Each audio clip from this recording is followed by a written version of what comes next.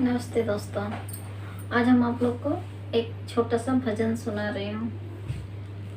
अगर पसंद आए तो हमारे चैनल को लाइक शेयर और सब्सक्राइब करिएगा।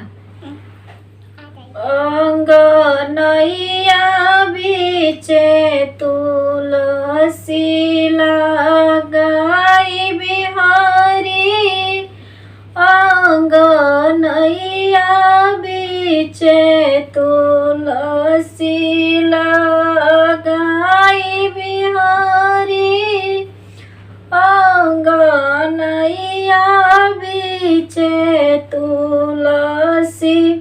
तुलसी लगाई बेदिया बनाई, तुलसी लगाई बेदिया बनाई।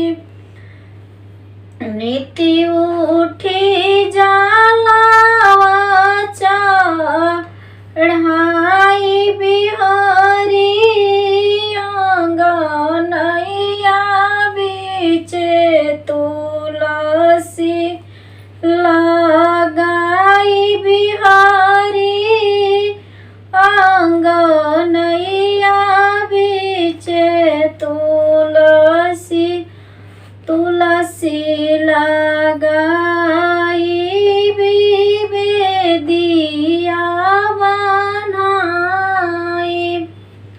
नीति उठी दिया राजा राई बिहारी, अंगनैया बीचे तुलसी लगाई बिहारी, अंगनैया बीचे